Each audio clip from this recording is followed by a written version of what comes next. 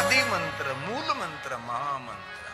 अरे महामंत्र का भी महामंत्र, सप्तकोटि महामंत्र है। इस दुनिया में एक महामंत्र नहीं है, 7 करोड़ महामंत्र है। लेकिन कोई मनुष्य 7 करोड़ महामंत्र का जाप करे, जो फल मिले वही फल। जपे पंचाक्षरम, पंचाक्षरम जपे ने सर्व सिद्धि लवे नर। दुनिया की हर सिद्धि देने वाला मंत्र ये पंचाक्षर मंत्र, ओम नमः शिवाय मंत्र है। नमः शिवाय को पंचाक्षर कहते हैं। साथ में ओम जोड़ने के बाद इन मंत्र को षडक्षर मंत्र कहा जाता है। हम सभी जानते हैं, कोई भी देव का मंत्र हो, कोई भी देवी का मंत्र हो, लेकिन जहां तक प्रणव का उच्चारण नहीं किया जाता वहां तक ये मंत्र अधूरा रहता है। प्रणवनादि संयुक्तम सदा पंचाक्षरम जपे। प्रणव को जोड़कर निरंतर पंचाक्षर मंत्र का जाप करें।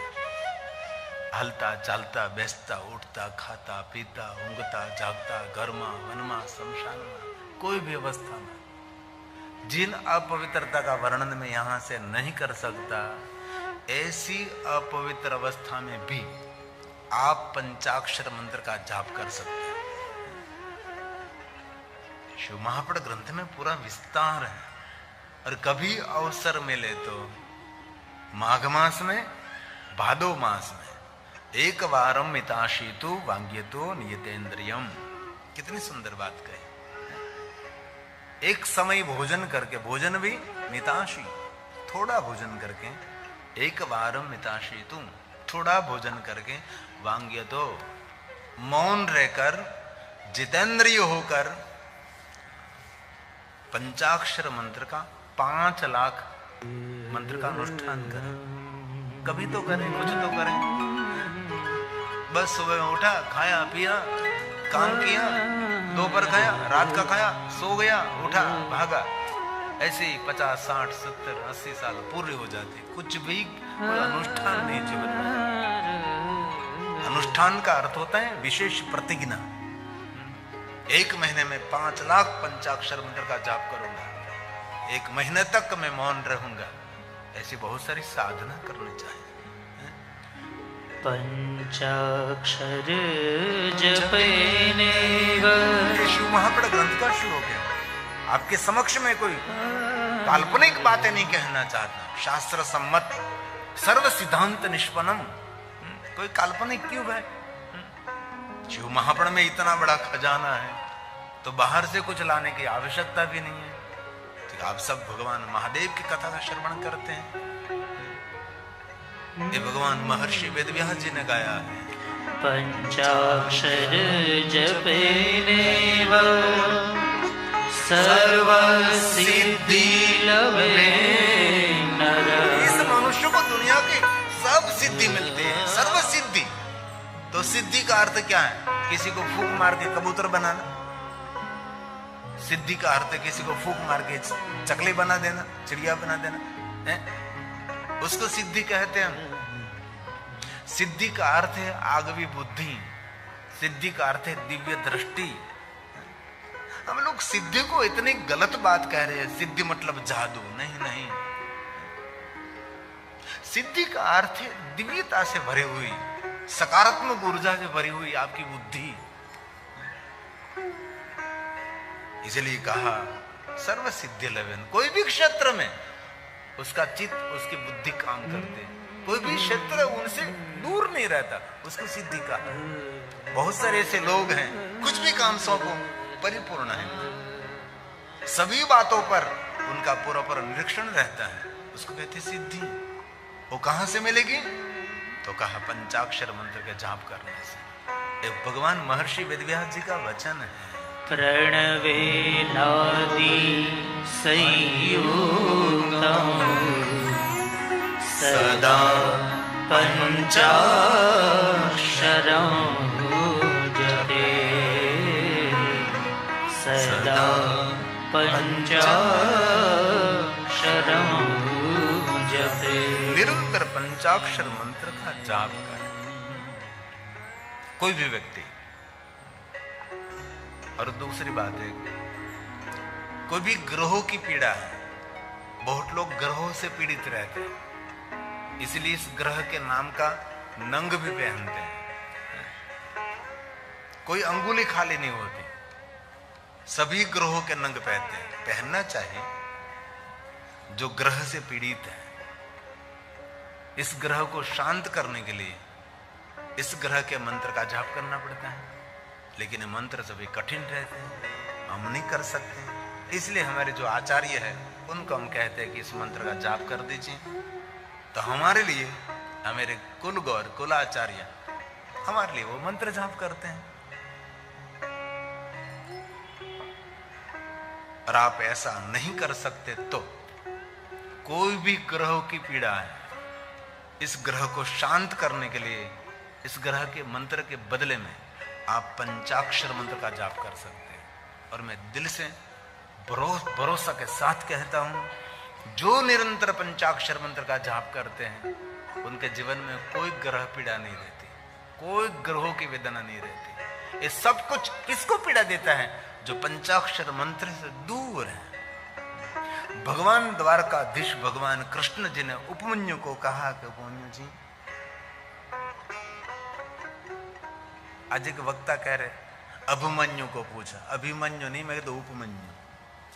आज मैं सुन रहा था एक कथा, अभिमन्यु ने, अरे अभिमन्यु नहीं भाई, उपमन्यु। उनके चरणों में बैठकर कृष्ण जी ने पूछा था कि हे ऋषिवर, ऋषियों में श्रेष्ठ, मुझे कुछ ऐसा मार्गदर्शन कर दीजिए कि मैं किस मंत्र का आश्रय करूं। तब उपमन्यु ऋषि ने कहा कि हे द्वारकाधीश, आप पंचाक्षर मंत्र का ही आश्रय करें। उनकी सिवा कहीं दूर जाने की जरूर नहीं है। और सदाचार विहीनस्य, जिनमें कोई सदाचार नहीं, कोई आचार विचार नहीं, वो भी पंचाक्षर मंत्र का जाप करता है तो उनको भी सब पीड़ाओं से मुक्त कर सकता है।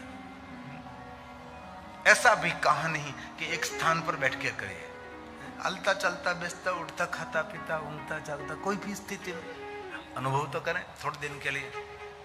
जीवाग्रे वर्तते तस्य सफलम जीवितम, बस मेरी जीवा पर निरंतर ओम नमः शिवाय, ओम नमः शिवाय, ओम नमः शिवाय। एक ओम नमः शिवाय मंत्र का जाप करने से विश्व में जितने मंत्र हैं सभी मंत्रों का जाप इस पंचाक्षर मंत्र से मिलता है। कैसे? तो कि एक शिवलिंग की पूजा करने से विश्व में सभी देवी देवताओं की पूजा अर्चन का फल एक शिवलिंग की पूजा से मिलता है। आलयम सर्वदेवानाम तस्मा लिंग मुच्यते।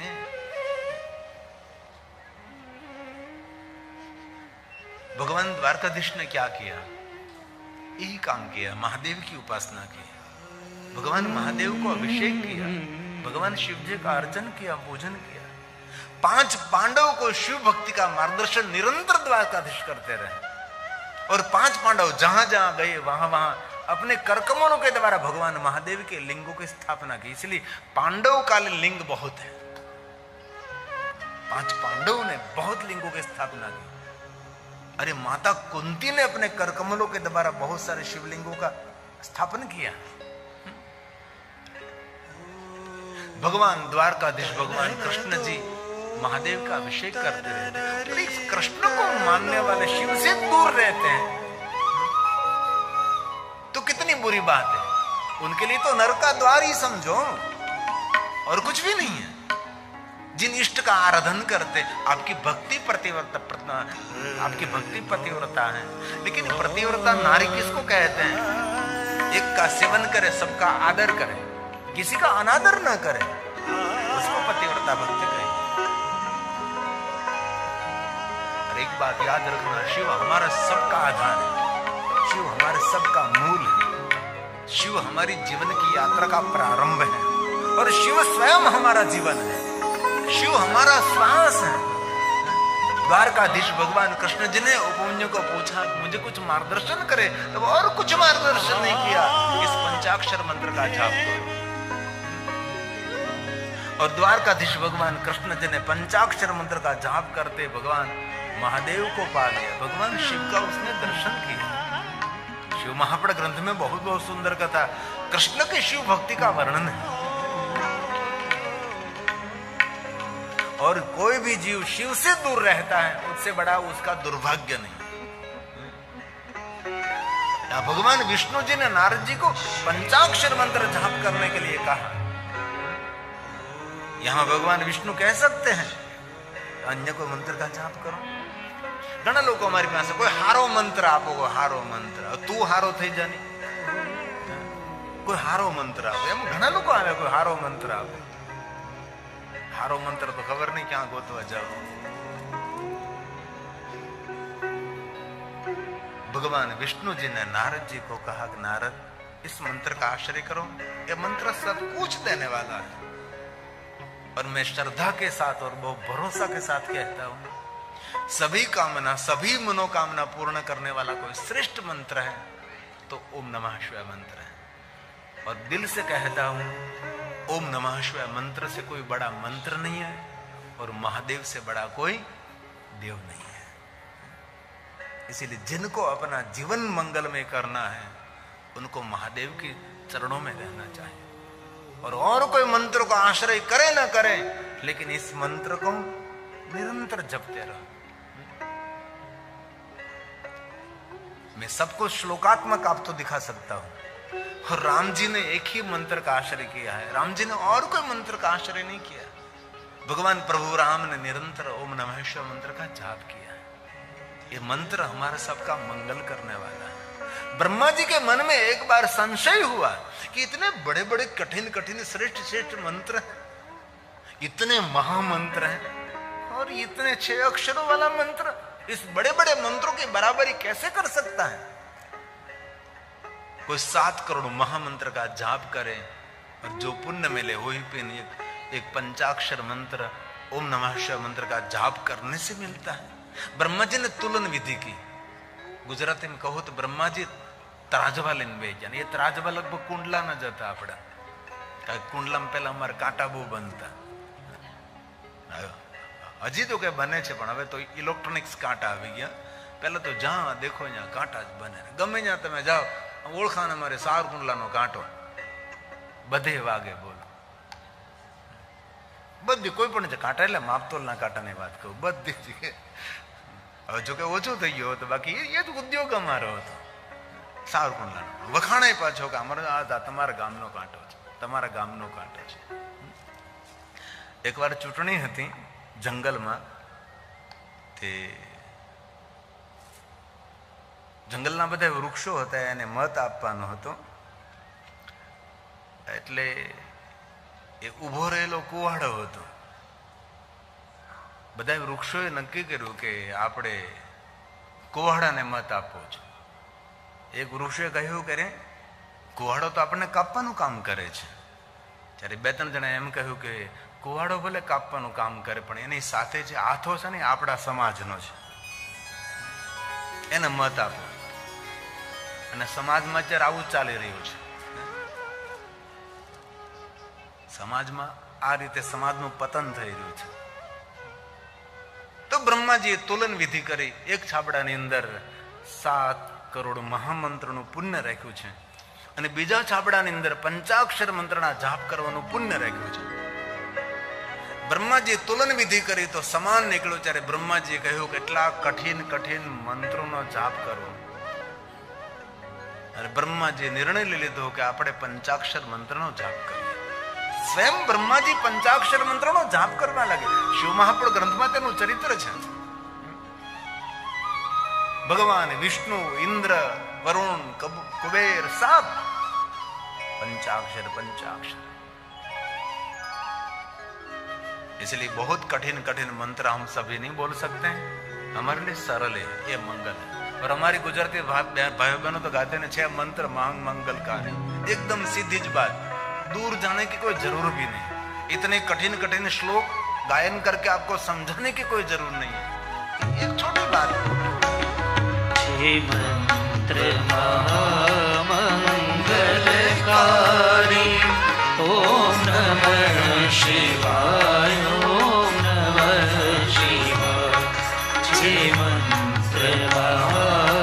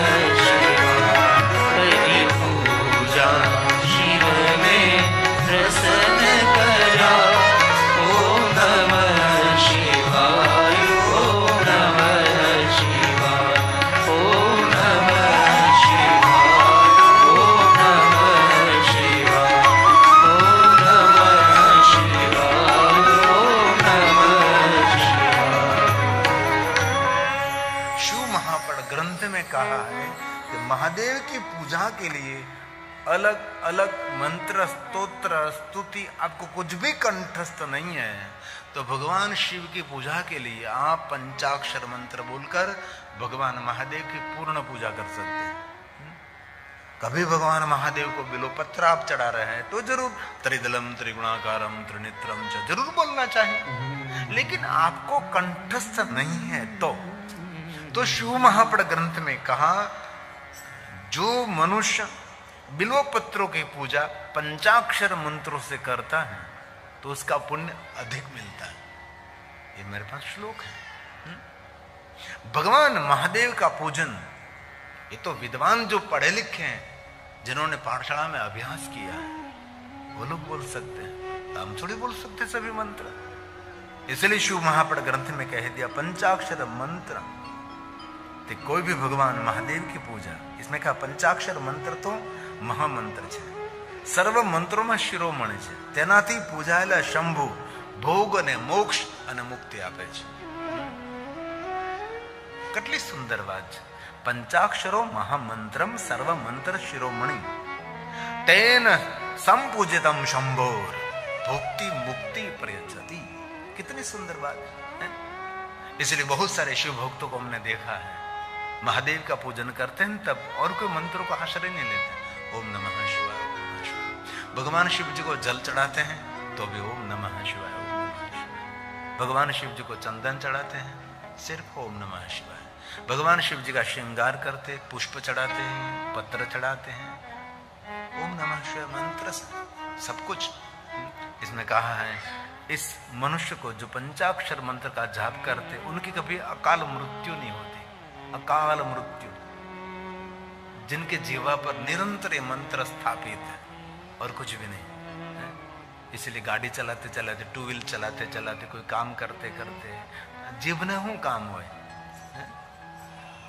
आप કરી શકો છો, અનુભવ તો કરજો। 7 દિવસમાં દુનિયા બદલવા લાગે। હજી હું 7 દિવસ તો અહીં છું, હજી તો કથાના આપણા 2 દિવસ ગયા છે, પણ એવું નથી લાગતું કે આપણે ભલે કોઈની માનસિકતા, બાકી આપણને તો એનું એ જ લાગે છે, જ્યાં તે કથા કરતા અહીંયા કથી માનસિકતા બનાવવી પડે। અનુભવ તો કરો, વિચારોમાં, વ્યવહારમાં કઈ ને કઈ બદલાવ દેખાશે। આ शिव महापड़ ग्रंथना બધા શ્લોક છે। इसमें कहा है, इस व्रत बाजपना मतलब जिनको संतान नहीं है उनको संतान भी दे सकता है, और संपत्ति को दे सकता है, और विपत्ति को दूर कर सकता है, और संपत्ति की वृद्धि भी कर सकता है। ना काल मरणम तस्य, ये पंचाक्षर मंत्र में अद्भुत शक्ति है। विद्यार्थे लभते विद्याधनार्थे लभते धनम, पुत्रार्थे लभते पुत्रान्, मोक्षार्थे लभते गति। जिनके मन में जो कामना है ये मंत्र पूर्ण कर सकता है। इतना सामर्थ्य इस पंचाक्षर मंत्र में है, ओम नमः शिवाय मंत्र में। और एक बात कहूं, सभी मंत्र को सदगुरु के मुख से ग्रहण करना पड़ता है, लेकिन आपने इस पंचाक्षर मंत्र को सदगुरु के मुख से ग्रहण नहीं किया है तो भी मंत्र का जाप कर सकते हैं। और एक दूसरी बात, ये मंत्र कभी विपरीत फल नहीं देता, ये मंत्र हमेशा सुखद फल देने वाला है। ये मंत्र हमेशा सुख देने वाला मंत्र है। ये सभी मेरे पास श्लोक पूरा, सभी श्लोक बोलूं तो बहुत समय निकल जाएगी, इसीलिए आपको समझा रहा हूं। ये मंत्र हमेशा सुख देने वाला है, उल्टा सुल्टा फल नहीं देता। वैसे तो पूरा विज्ञान है, सिर्फ ब्राह्मण शरीर ओम नमः शिवाय मंत्र का जाप कर सकते हैं। हम सब ओम शिवाय नमः, ओम शिवाय नमः। नारी शरीर श्री शिवाय नमः, श्री शिवाय नमः। लेकिन बाद में कह दिया, कोई ब्राह्मण नहीं है, कोई क्षत्रिय नहीं है, कोई वैश्य नहीं है, कोई शूद्र नहीं है, और कोई पुरुष भी नहीं और कोई नारी भी नहीं। जातिपणु छोड़ीने आवो रे मैदान। भगवान शिवना दरबार में कौन पुरुष कौन नारी? जीवनी कोई जाति होय કે આ પુરુષનો જીવ છે, આ નારીનો જીવ છે, सबका स्वीकार।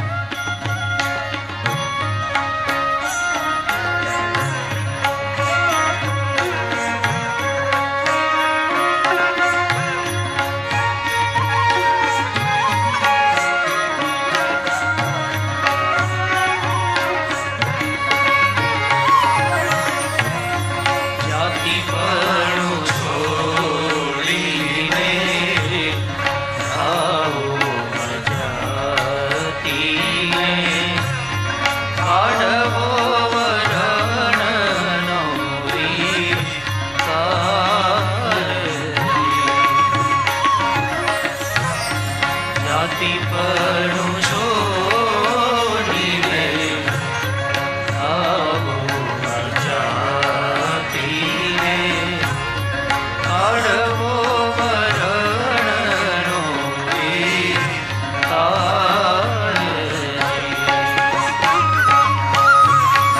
જાતિને વાતી નહીં હરિના દેશ મારે જાતિને ભાતી નહીં હરિના દેશ મારે નિર્માણી થાય નિરધાર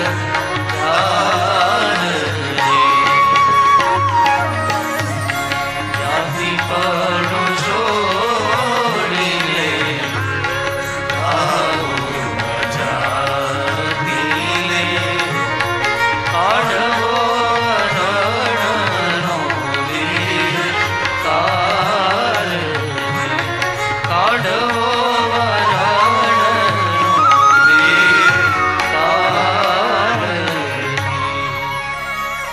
नियम तो बहुत सारे दिखाए, लेकिन बाद में भगवान महर्षि वेद व्यास जी ने कह दिया कोई भी मनुष्य इस मंत्र का जाप कर सकते। पहले तो ऐसा कहा कि पद्मासन लगाकर ही मंत्र का जाप करें। अरे पद्मासन लगाने की क्या बात करें, नीचे बैठ भी नहीं सकता है? बाद में क्या कहा, अर्ध पद्मासन लगाकर, बाद में क्या कहा, पलौठी लगाकर, और अंत में क्या कहा, सुखासन बैठकर मंत्र जाप करें। सुखासन मतलब आपके शरीर को जैसे सुख हो रहा है वैसे बैठकर मंत्र जाप करें। पहले तो ये कहा है कि 40 प्राणायाम करने के बाद ही इस मंत्र का जाप करें। 40 प्राणायाम अनुलोम विलोम एक है दिया, और कहा कि इतना न हो सके तो कम से कम 12 प्राणायाम करें, ये न हो सके तो कम से कम 11 प्राणायाम करें, और अंत कह दिया 3 प्राणायाम करें, ये करें। क्योंकि कोई भी मंत्र जाप करने से पहले आप प्राणायाम करोगे तो आपका मन शांत हो जाएगा। ये बहुत बड़ा विज्ञान है, इसलिए बहुत सारे भाई बहनों व्यायाम प्राणायाम करते हैं और करना भी चाहिए। शरीर के लिए आप समय नहीं निकाल रहे तो आप जैसे कोई नादान, कोई बुद्धिहीन नहीं है। इसलिए थोड़ा सा सुबह में जल्दी उठना चाहिए, बहुत नहीं, थोड़ा सा जल्दी उठ जाए, जल्दी सो जाना चाहिए। और हम तो 10 साढ़े 10 बजे सो जाते हैं, यहां भी नींद आ रही है, कभी जागते नहीं, और रात के कार्यक्रम में तो कभी नहीं जाते, क्योंकि आरोग्य सबसे बड़ा धन है। आरोग्य नहीं है तो कुछ भी नहीं। मैंने बहुत विनती की थी, मैं कहती मैं रात में जाग नहीं सकता, और जो रात देरी तक जो जागता रहता है वो जल्दी वृद्ध हो जाएगा, उनकी रोग प्रतिकारक शक्ति धीरे धीरे खत्म हो जाएगी, कभी नहीं। समय पर सोना, समय पर भोजन करना, संयमी नियमी जीवन बनाना, तो आपके पास आरोग्य रहेगा। बाकी आरोग्य एक बार चला गया, धन संपत्ति खर्चते हुए कुछ भी नहीं मिलता। इसलिए आरोग्य हमारा सबसे बड़ा धन है। ऐसे नियम बहुत सारे बताए, लेकिन ये सभी नियम न आपसे हो सके तो आप कोई भी स्थिति में पंचाक्षर मंत्र का जाप करें। लेकिन आप से दृढ़ निर्णय ले लीजिए कि ज्यादा से ज्यादा मैं पंचाक्षर मंत्र का जाप करूं। संताप, उद्वेग, भय सब कुछ दूर दूर। और मैं दिल से कहना चाहता हूं, सप्त ऋषियों की कथा सुने, ये सभी ओम नमः शिवाय मंत्र का जाप करते हैं। राम जी का चरित्र सुने, राम जी पंचाक्षर मंत्र, और द्वारकाधीश कृष्ण, कोई भी कभी इंद्र मिले तो इंद्र को पूछ लीजिए, इंद्र महाराज आपका इष्ट मंत्र, इंद्र महाराज कहेगा मेरा इष्ट मंत्र ओम नमः शिवाय मंत्र है। कभी वरुण मिले, कभी कुबेर मिले, कभी राम मिले, कभी कृष्ण मिले, कभी सप्त ऋषि मिले तो उनको भी पूछ लीजिए आप किस मंत्र का जाप कर रहे हैं। ये सब मिले ना मिले, लेकिन यमराजा तो मिलने वाला ही है।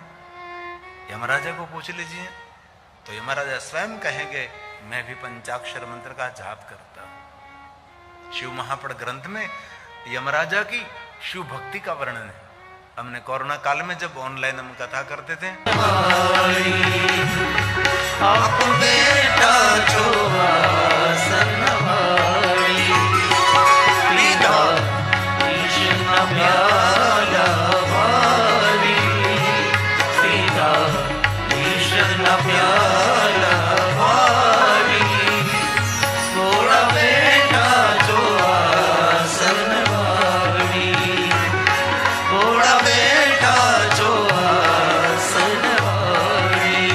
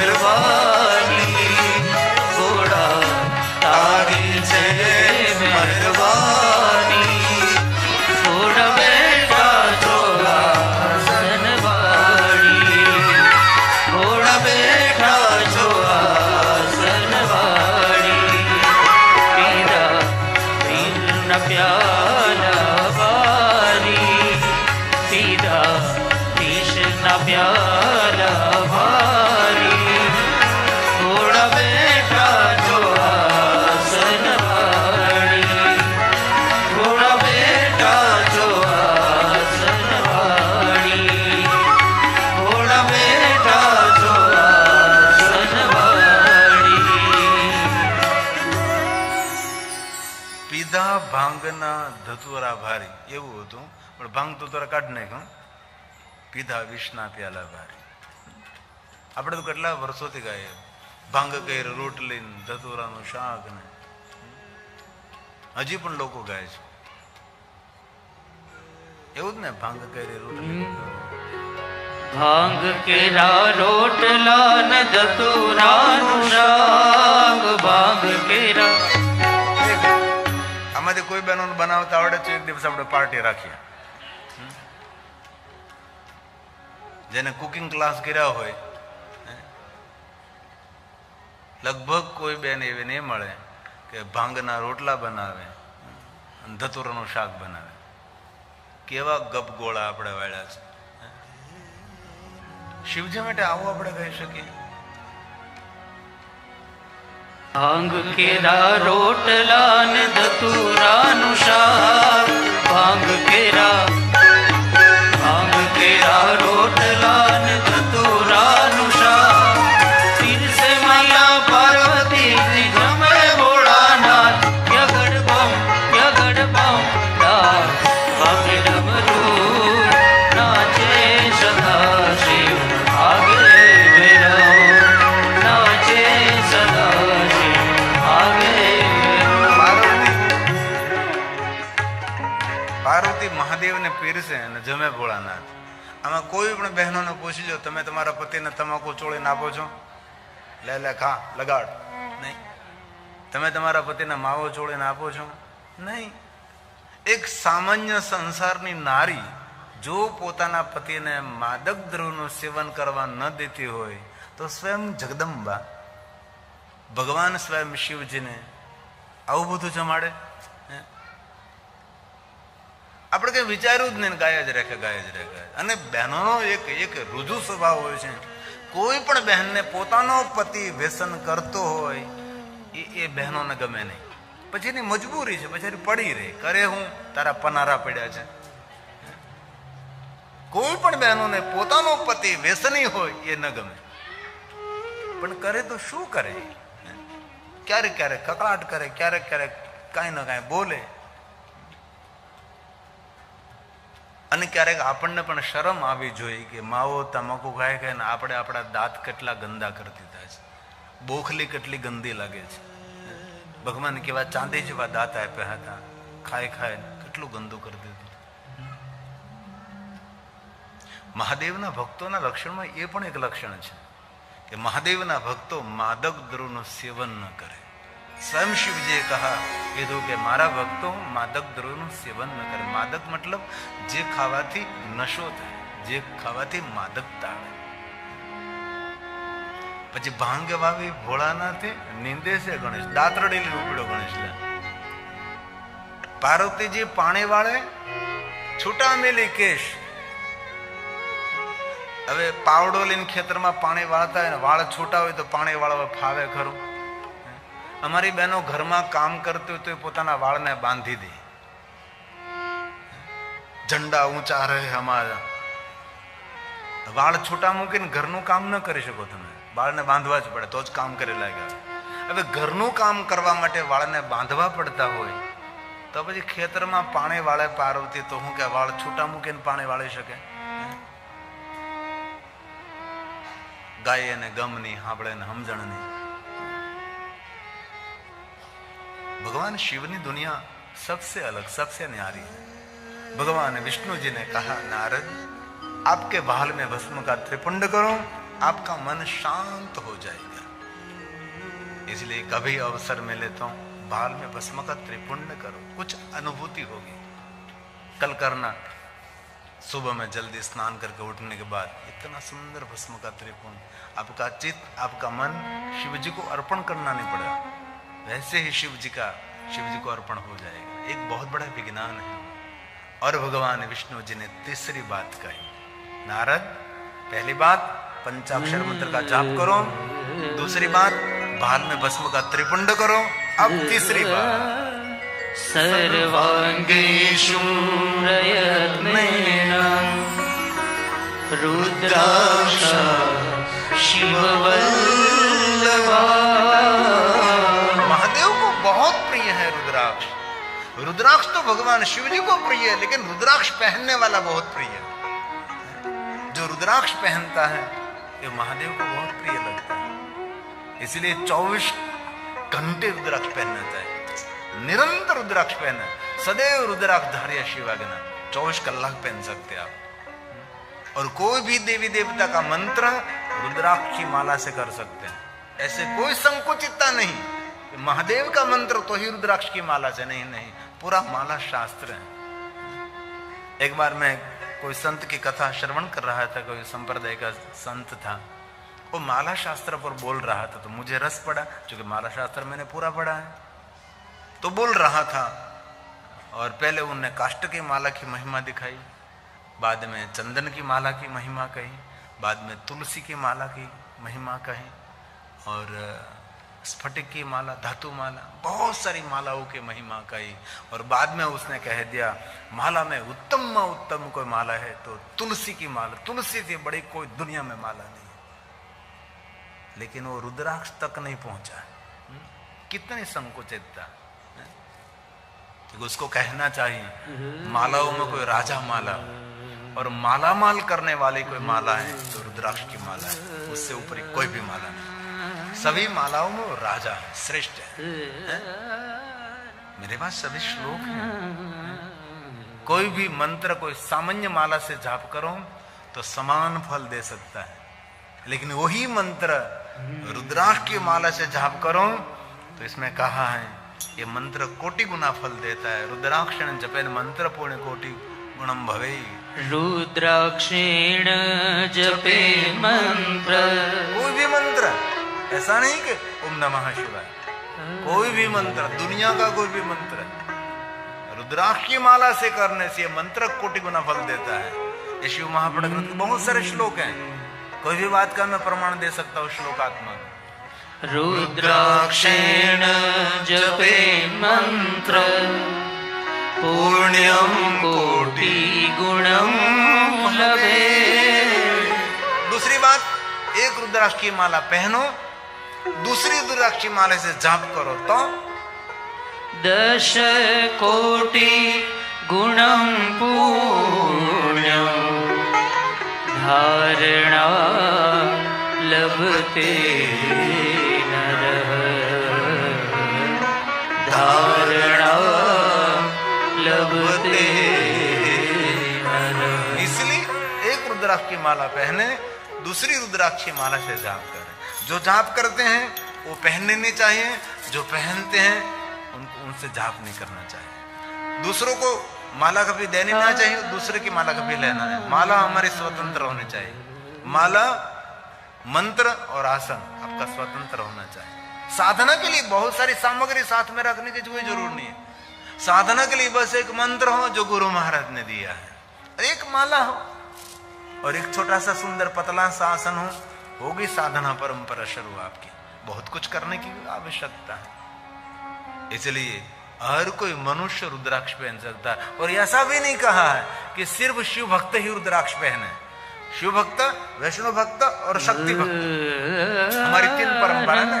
वैष्णव उपासक, शिव उपासक और एक शक्ति उपासक, तीनों को रुद्राक्ष के बारे में कहा है। सुनिए जरा। रुद्राक्षेण बिभ्रूया नित्यं, शिव महापुराण ग्रंथ का श्लोक है। कोई कहता है ना हम तो वैष्णव है, हम रुद्राक्ष नहीं पहनते, तो मूर्ख है। इसलिए शिव महापुराण ग्रंथ में सभी श्लोक में पकड़ कर इतना मैं लिखता रहता, दिन रात लिखता रहता हूं। मैं और कुछ काम नहीं करता। 3 घंटे 4 घंटे कथा कर ली, बाद में संशोधन शुरू। इसीलिए तीनों का वर्णन किया है। रुद्राक्षं बिभ्रूया नित्यं, कौन? शैवं शाक्तोऽथ वैष्णवः। तीनों को रुद्राक्षं बिभ्रूया नित्यं, शैवः शाक्तोऽथ वैष्णवः। तीनों को रुद्राक्ष पहनना चाहिए। इसलिए सदैव 24 घंटे रुद्राक्ष पहने। रुद्राक्ष पहनने से रम रुद्र रोगनाशाय धनवंतरी रुद्र, मन और तन के रोग में से मुक्त करने के लिए श्रेष्ठ कोई औषधि है रुद्राक्ष। इसलिए बहुत दिल से कहता हूं, आप 24 घंटे सदैव रुद्राक्षधारी। जिन अपवित्रता का वर्णन यहां से मैं नहीं कर सकता, ऐसी अपवित्र अवस्था में आप रुद्राक्ष पहन सकते हैं। बहुत सारे शब्दों की मर्यादा रहते हैं, तो इस अपवित्र अवस्था में भी रुद्राक्ष पहन सकते हैं आप। हमारे सागरकुंडला में निर्दोषानंद स्वामी, उसने तो रुद्राक्ष पर पूरी बुक लिखी है। उसने तो बहुत कुछ अंदर कहा है। ऐसे शिव महापड़ ग्रंथ में रुद्राक्ष की बहुत बड़ी महिमा है। भगवान विष्णु जी ने नारद जी को रुद्राक्ष पहनने के लिए कहा। क्यों? मानसिकता ठीक करने के लिए। क्योंकि नारद जी विचलित हो गए थे। क्यों विचलित? क्योंकि नारद जी ने श्राप दिया, नारद जी ने क्रोध किया। क्रोध और दूसरों को श्राप देने से मानव की मानसिकता स्थिर नहीं रहती, विचलित हो जाती है। कभी हम भी क्रोध करते घर में तो थोड़ी देर के लिए विचलित हो जाते हैं ना। क्रोध करने के बाद आपकी विचारधारा, व्यवहार सब कुछ डिस्टर्ब हो जाता है। इसलिए भगवान विष्णु जी ने नारद जी को 3 बात बताई। पंचाक्षर मंत्र का जाप करो, बाल में भस्म का त्रिपुंड करो और रुद्राक्ष को धारण करिए। तापत्रय हरम, आदि व्याधि उपाधि में से मुक्ति देने वाला है ये 3 वस्तु। इसलिए बहुत हृदय से मैं प्रार्थना करता हूँ, भाइयों बहनों वडीलो बाळको સૌને रुद्राक्ष પહેરો। 24 કલાક પહેરી શકાય, આપણી રક્ષા કરે છે। અને પંચાક્ષર મંત્રનો જાપ કરવો, ભાલમાં ભસ્મનો ત્રિપુંડ કરવું અથવા ભસ્મની બિંદી કરવી। તો ચાલો 11 વાગી ગયા, ઘરે જઈને હુઈ જાય। तो मेरा कहना ये है, आदि मूल श्रेष्ठ सर्वोपरि भगवान शिव हैं। इसलिए हर गांव में शिवालय है, हर स्थान पर भगवान शिव हैं। 12 ज्योतिर्लिंग तो सही, अष्टलिंग पंचलिंगों की बहुत सारी महिमा है। और इतने भगवान महादेव के शिवालय हैं, अगणित शिवालय। शिवपुराण में तो वहां तक कह दिया, पाताले चापी वर्तन्ते स्वर्गे चापी तथा भूमि। पाताल में, स्वर्ग में, भूमि पर, सभी स्थानों पर सर्वत्र पूज्यते शंभु सदैव असुर मनुष्य। सूर, असुर और मनुष्य सब भगवान शिव की ही पूजा करते थे। इसलिए त्रिभुवन में भगवान शिव है। त्रिजगच्च शंभु नाम व्याप्त, तीनों जगत में भगवान शंकर है। क्यों तीनों जगत में? सूर, असुर और मनुष्य सब भगवान शिव की उपासना करते थे। और ये श्लोक ब्रह्मा जी ने गाया है, त्रिजगच्च त्रिजगच्च शंभुनाम व्याप्तम् सर्वदेवासुर मानुषम्। सूर, असुर और मनुष्य, जहां जहां जिसने साधना की वहां भगवान प्रकट रहे। कहीं शिवलिंग मनुष्यों के द्वारा प्रकट हुआ, कहीं शिवलिंग देवताओं के द्वारा प्रकट हुआ, कहीं शिवलिंग असुर के द्वारा भी प्रकट हुआ है। आकाशे तारक लिंगम, तारकासुर, बाणासुर, बाणेश्वर महादेव के रूप में प्रकट हुए। आकाशे तारक लिंगम पाताले हाड़केश्वर मृत्यु लोके महाकालेश्वर त्रिलिंग सर्वलिंग नमोस्तुते। शिव सर्व स्थानों पर है। जहां जहां शिव प्रकट हुए वहां शिव जी लिंग रूप में प्रकट रहे। अनुग्रह है लोका नाम लिंग रूपेण सतमा, लिंग रूप में भगवान शिव प्रकट रहे हैं। ये ब्रह्मा जी ने गाया है। अनुग्रह लोकानां लिंग रूपेण सतमा,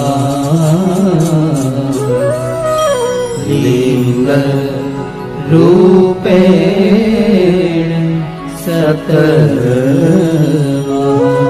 श्रेष्ठ स्वरूप लिंग रूप में भगवान महादेव जी प्रकट रहे हैं।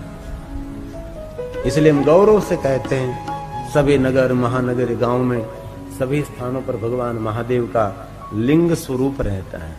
आप आपका कल्याण करना चाहते हैं तो जब समय मिले तब भगवान महादेव के शिवालय जाकर भगवान शिव का दर्शन अचूक करना चाहिए। जब शिवालय जाते तब पहले सीढ़ी को प्रणाम करें, नंदी महाराज को प्रणाम करें, कुर्म को प्रणाम करें, गणेश जी को प्रणाम करें, हनुमान जी को प्रणाम करें और माँ भवानी को प्रणाम करें और अंतिम भगवान शिव को प्रणाम करें। शिव जी को प्रणाम करने के बाद साष्टांग प्रणाम करें और पुरुष शरीर दंडवत प्रणाम करें। नारी शरीर कभी दंडवत प्रणाम नहीं करते, नारी शरीर साष्टांग करे, प्रणाम करे। पुरुषों को दंडवत के लिए कहा है, नारी शरीर के लिए दंडवत के लिए नहीं कहा, क्योंकि नारी हमारी सनातनी परंपरा में श्रेष्ठ है। पुरुष को श्रेष्ठ नहीं कहा, नारी को श्रेष्ठ कहा है। शिवालय में भगवान शिव जी नीचे विराजमान है, पार्वती शंकर से ऊपर स्थान में विराजमान है, क्योंकि सनातनी परंपरा में नारी का आदर किया है। जिन परिवार में, जिन घर में नारी शरीर का आदर रहता है, वहां देव, तीर्थ, रिद्धि, सिद्धि, बुद्धि सब कोई वहां उपस्थित रहता है। और जिन घर में, जिन परिवार में नारी का अनादर रहता है, नारी का अपमान रहता है, इन परिवार में रोग, शोक, दुख, आपत्ति, विपत्ति, निर्धनता, दरिद्रता सब कुछ वहां आते हैं। इसलिए घर में बहन बेटियों का कभी अपमान नहीं करना चाहिए, बहन बेटियों का कभी अनादर नहीं करना चाहिए, उसका तिरस्कार नहीं करना चाहिए। हमारी सनातनी परंपरा में नारी की महिमा मानी जाए, इसलिए नारी कभी दंडवत न करे। क्यों दंडवत न करें? क्योंकि नारी दंड के पात्र नहीं है। पुरुषों को जरूर दंडवत प्रणाम करना चाहिए, बहनों को देव, महादेव, सदगुरु, साधु संत किसी को भी दंडवत प्रणाम नहीं, सिर्फ पुरुष दंडवत करे। नारी दंड मुक्त है। ये हमारे सनातन में नारियों की श्रेष्ठ महिमा है। यत्र नार्यस्तु पूज्यन्ते रमन्ते तत्र देवता। इसलिए नारी का आदर करे, नारी का सम्मान करे, नारी का मान करे, नारी का बहुमान करे। और ज्यादातर दुनिया में देखिए तो नारी को दुख देने वाला पुरुष नहीं होता। देखिए दुनिया को यह से नारी को परेशान करने वाला, नारी को दुख देने वाला पुरुष कम रहते हैं। ज्यादातर नारी नारी के शत्रु रहते हैं। कभी देखना कहीं पुरुष नारी को कभी दुखी नहीं कर सकता। बहुत कम होगा कोई पुरुष होगा अज्ञानी, बाकी ज्यादातर नारी नारी से दुखी है। जेठानी देरानी को दुख देती है और भाभी ननंद को दुख देती है, ननंद भाभी को दुख देती है, पुत्रवधू सास को दुख देती है, सास पुत्रवधू को देती है। ज्यादातर दुनिया में देखे नारी नारी की शत्रु रहती है, नारी नारी के मित्र नहीं रहते, बहुत कम होता है। इसलिए नारी के शत्रु पुरुष नहीं है, नारी के शत्रु नारी ही रहते हैं। दुनिया में देखो, आप घर घर में देखो, मौत के घाट उतार देते हैं, टाना मार मार मार मार मार कर घर को परेशान कर देते हैं। अब तो ठीक है, दुनिया धीरे धीरे अपडेट हो रही है, भणतर, समझण सब कुछ हो रहा है, बाकी एक समय तो क्या यार था। सास ऐसा ही समझती कि पुत्रवधू को त्रास दे, पुत्रवधू को त्रास दे, पुत्रवधू को, युवाओं को इतनी दुखी करते थे। बाद में जब सास वृद्ध हो जाती तब पुत्रवधू काली महाकाली कलकलता वाली हो जाती। पहले नई नई पुत्रवधू आती है तब सास दुख देती है, और सांस वृद्ध होने के बाद पुत्रवधू। પછી छोटे छोटे बच्चे कहते हैं कि मम्मी ऐसा क्यों दादी के साथ करते, मम्मी ऐसा क्यों दादी के साथ करते। तो मम्मी कहती है ये दादी से ना तुझे पता नहीं, जब मैं आई थी ना तब दादी नहीं थी, दादा थे, इतना त्रास देती थी मुझे। अब तो खाटला में पड़ गई ना, वृद्ध हो गई, इसलिए अब उसकी कुछ चलती नहीं है। पहले जब मैं आई थी ना नई नई वहू बनकर, तब गुजराती में कहूँ तो आ डोशी ओછી નથી કાંઈ, આ ડોશીએ ઉપાડો લીધો હતો।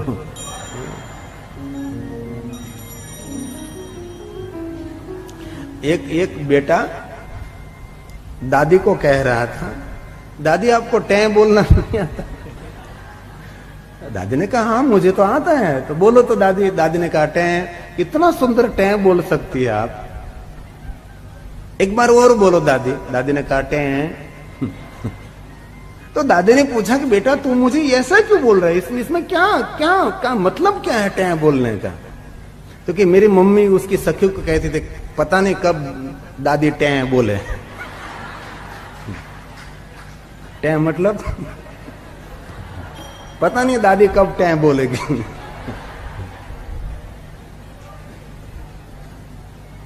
पूजिताभ्याम पितृभ्याम परमानंदी। जिनको आनंद नहीं, जिनको परम आनंद प्राप्त करना है, उनके लिए भगवान महादेव का पूजन करना। परमानंद लाभार्थे शिवलिंग प्रपूज्यते। विशेष प्रकार से भगवान शिव का पूजन करना चाहिए, जिनको आनंद नहीं परम आनंद प्राप्त करना है। भले शिव की पूजा न हो सके तो भगवान महादेव के शिवालय जाकर भगवान शिव का दर्शन करें, महादेव की परिक्रमा करें, प्रणाम करें, साष्टांग प्रणाम, दंड प्रणाम करें। शिवालय जाना चाहिए कभी भी समय मिले। वैसे तो पुराणों में कहा प्रातःकाल शिव दृष्टवानिशी पाप विनश्यति। जो कोई मनुष्य प्रातःकाल भगवान शिव का दर्शन करते हो मनुष्य रात्रि के पापों में से मुक्त हो जाएगा। आजन्म कृतम मध्याह्ने, मध्याह्न कोई मनुष्य भगवान शिव जी का दर्शन करते हो मनुष्य आप पूरे जन्म के पाप में से मुक्त हो जाएगा। लेकिन सायाने सत जन्माने, जो कोई संध्या समय भगवान शिव का दर्शन करेंगे वो मनुष्य 7 जन्मों के पाप में से मुक्त हो जाएगा। इसलिए प्रातःकाल, संध्या काल और मध्याह्न काल, प्रातःकाल भगवान शिव का दर्शन करना हमारा कर्तव्य है। मध्याह्न काल भगवान शिव का दर्शन करने से कामना की पूर्ति रहती है और संध्या समय शिव दर्शन करने से भगवान शंकर जी शांति का दान करते हैं। इसलिए करोड़ों करोड़ों काम को छोड़कर भगवान शिव का दर्शन आपको जब समय मिले तब करना चाहिए। संध्या समय शिव जी के दर्शन की महिमा विशेष प्रकार से है। इसे शिवालय जाना चाहिए, शिवालय की बहुत महिमा है। कोई मनुष्य शिवालय जाते तब उस मनुष्य को सभी तीर्थों की यात्रा का फल मिलता है। शिवालय जाने से मनुष्य को शांति मिलती है, शिवालय जाने से कामना की पूर्ति होती है। ये शिवालय की महिमा है। नित्य भगवान महादेव का पूजन करते हैं, कृपा अधिक्यम वर्धते वर्धते, उन पर नित्य भगवान महादेव की कृपा रहती है। इसलिए आपको जब समय मिले तब भगवान महादेव का पूजन अर्चन दर्शन। हर गांव में शिवालय है, कोई गांव ऐसा नहीं जहां शिवालय नहीं। और शिव जी के दरबार में कोई भेद नहीं है, ब्राह्मण क्षत्रिय वैश्य शूद्र प्रतिलोमज, अधिकारों से सर्वेशा, सबको संपूर्ण अधिकार है। ऐसा नहीं गर्भगृह में बहन नहीं जा सकती, नारीशर नहीं जा सकती, लेकिन पवित्रता प्रधान है। पुरुष हो या नारी हो, शिव दरबार में कोई भेद नहीं। कौन पुरुष कौन स्त्री, जीव की कोई जाति थोड़ी सी। ये पशु का जीव, पक्षी का जीव है, स्त्री का जीव है, पुरुष जीव तो जीव है भाई। दुनिया में कौन है? एक शिव है और एक जीव है। माया को आश्रित रहते हैं वो जीव कहते हैं, माया जिनको आश्रित रहते हैं उनको शिव कहा जाता है। और शिव और जीव में क्या फर्क है? इसलिए सबको संपूर्ण अधिकार है, लेकिन शिवालय के गर्भगृह में वो जा सकता है जो संपूर्ण पवित्र है। और एक बात मैं दिल से कहना चाहता हूँ, हृदय से कहना चाहता हूँ, गर्भगृह में जाकर शिव पूजा से जो फल मिलता है ना, वही फल महादेव के दर्शन मात्र से मिलता है। इसलिए भगवान शिव जी का दर्शन करें। प्रातःकाल शिव दृष्टवा निशि पाप विनश्यते, आजन्म कृतम मध्याह्ने सायाने सत जन्मानि मेरु कंचन दताना। शिव जी और लिंग दर्शन का प्रतीक है, लिंग ब्रह्म बोधक है, लिंग ध्यान का प्रतीक, ध्यान लिंगाय नमः, ब्रह्म लिंगाय नमः, निराकार लिंगाय नमः, ओमकार लिंगाय नमः। शिवलिंग पूजा का प्रतीक नहीं है, ये तो हमने बना दिया पूजा का प्रतीक, क्योंकि हम ध्यान नहीं कर सकते थे। इसीलिए लिंग ध्यान का प्रतीक, लिंग ब्रह्म बोधक है। मन को एकाग्र करने के लिए शिवलिंग श्रेष्ठ एक माध्यम है। शिवालय का गर्भगृह ध्यान केंद्र माना जाता है। शिवालय का गर्भगृह पूजा से बाद वो तो 2, 3, 4, 5 नंबर में पूजा होती है। पहले नंबर में तो शिवालय का गर्भगृह ध्यान केंद्र है। शिवलिंग ध्यान का प्रतीक है। इसलिए आप भगवान महादेव का दर्शन करें। दर्शन मात्र ने शिवलोकम व्रजन रहे। भगवान महादेव के दर्शन मात्र से मनुष्य भगवान महादेव के लोक के अधिकारी रहते हैं। तो आदि पूजा, मूल पूजा, पहली पूजा, श्रेष्ठ पूजा, सर्व पूजा भगवान महादेव के निराकार लिंग स्वरूप की है। और कभी आपको कोई प्रश्न करे कि शिवलिंग पूजा प्रथम किसने की, तो आप बहुत आदर के साथ उनको जवाब दे सकते, प्रमाण के साथ दे सकते। कोई तो होगा जिसने प्रथम बार भगवान महादेव का शिवलिंग उसका पूजन किया होगा, उसका दर्शन किया होगा, कोई तो होगा। कोई मनुष्य नहीं, कोई सूर नहीं, कोई असुर नहीं। प्रथम बार भगवान महादेव के लिंग की पूजा लिंग दर्शन करने वाले, लिंग अर्चन करने वाले दो ही देवता है। उसका प्रमाण है लिंगाष्टक की पहली पंक्ति, ब्रह्मा मुरारी सुरार्चित लिंगम। ब्रह्मा और मुरारी ने भगवान महादेव की प्रथम लिंग पूजा की, उसका लिंग दर्शन किया। ये लिंगाष्टक की पंक्ति, इसमें बहुत सारे भगवान महादेव के भक्त हो गए जिनको लिंगाष्टक मुखपाठ और कंठस्थ रहता है। ऐसे बहुत सारे स्तोत्र कंठस्थ करना चाहिए। पढ़े लिखे जो युवान भाई बहन हैं, ये लिंगाष्टक बोलने से इस धरा पर जितने शिवलिंग हैं ना, सभी शिवलिंगों की वंदना का फल मिलता है। लिंगाष्टक उसको कहा जाता है सभी लिंगों की वंदना। जिन शिवलिंग की पूजा ब्रह्मा ने, विष्णु ने की, इस लिंग को प्रणाम करते हैं। देव सुर असुर ने जिस शिवलिंग की, देव राजा इंद्र ने, देव गुरु बृहस्पति ने जिस शिवलिंग की पूजा की, इस शिवलिंग को प्रणाम करते हैं, उसको कहते हैं लिंगाष्टक। 8 पंक्ति से गाया हुआ, उसीलिए कहते हैं अष्टक। 8 क्यों भाई? शिव जी के कितनी मूर्ति? 8 मूर्ति। अष्टमूर्ति शिव है, मां जगदम्बा अष्टभुजा, इसलिए 8 पंक्तियों से भगवान शंकर जी के बहुत सारे अष्टक हैं। रुद्राष्टक, शिवाष्टक, लिंगाष्टक, बिल्वाष्टक, है ना। इसलिए 8 पंक्तियों के द्वारा गाए गई महिमा, उसको अष्टक कहा जाता है। ब्रह्मा और श्री हरि विष्णु भगवान ने, दोनों ने मिलकर भगवान महादेव के निराकार लिंग स्वरूप का पूजन किया है। कैसे किया? जल से किया, बिल्व पत्रों से, पुष्पों से। किससे पूजन किया? कोई सामग्री से नहीं, उसका जवाब है निर्मल भासी शोभित लिंगम। निर्मल भाव से, मन में कोई मल नहीं, और सुखी होना है ना, ये पंक्तियों को बहुत याद रखें। मन को मल रहित करो। हम हमारे सुख से सुखी नहीं है, दूसरों का सुख देखकर हम दुखी हो रहे हैं। ये जो मन की मलिनता है, उनको जड़मूल में से त्याग दे। निर्मल भाव से, एकदम निर्मल भाव। किसी के प्रति द्वेष नहीं, किसी के प्रति कोई ईर्ष्या नहीं। कथा में डिस्टर्ब ना करे भाइयों, स्वयं सेवक को प्रार्थना है, जो हो देखा जाएगा। आप शांति से आए, ध्यान। मास्टर मारे नहीं, मास्टर भणावे नहीं। અમારા અલ્કેશભાઈને સ્કૂલો છે એટલે તમે દુઃખ નહીં લગાડતા।